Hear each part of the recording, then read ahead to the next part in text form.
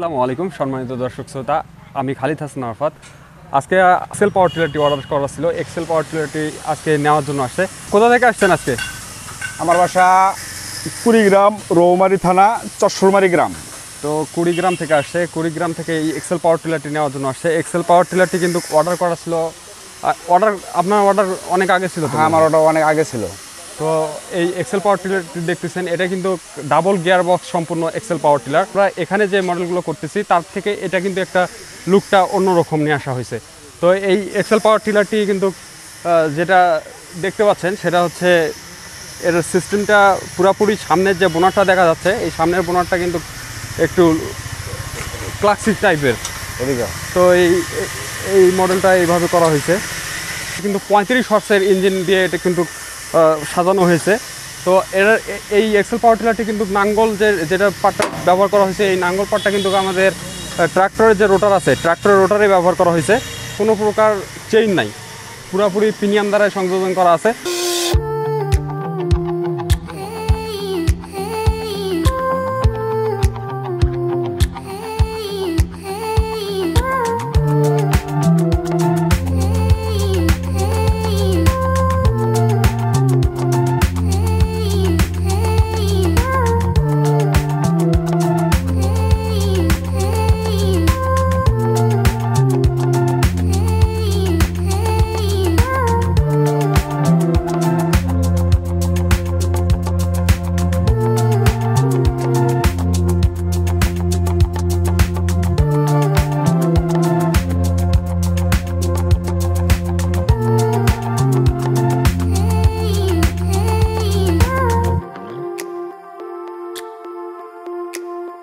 এই ভাই এক্সেল পাওয়ার টিলারটি নিয়েছে। এই ভাই কিন্তু আমাদের অনেক আগে অর্ডার দেওয়া ছিল, আর এখন কিন্তু এটা বাজারে অ্যাভেলেবেল না থাকার কারণে তো এটা কিন্তু পর্যাপ্ত পরিমাণে আমরা এখন বাজার প্রোডাকশন করতে পারতেছি না।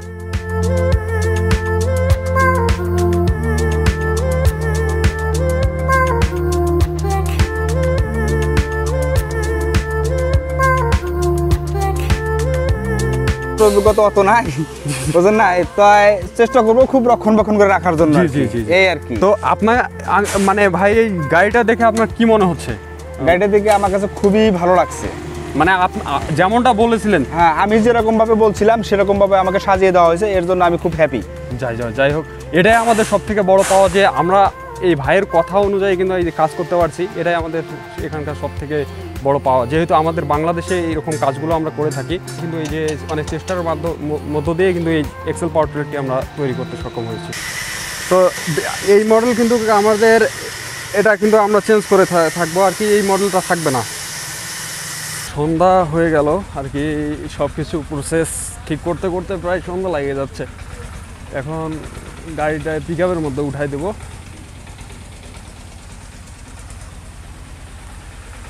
তো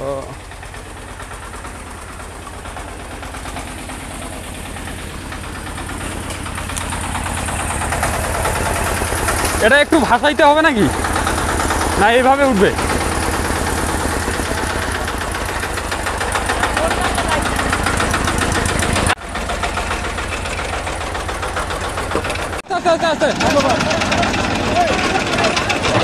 পিছনটা আলোক করতে হবে।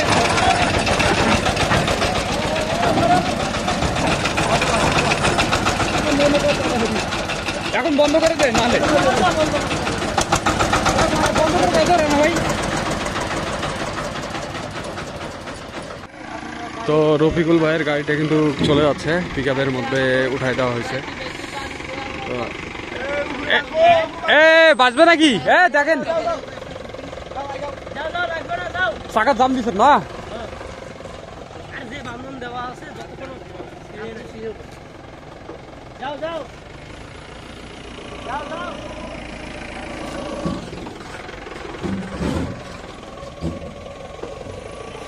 অবশেষে পেয়ে গেলাম আমার এক্সেল।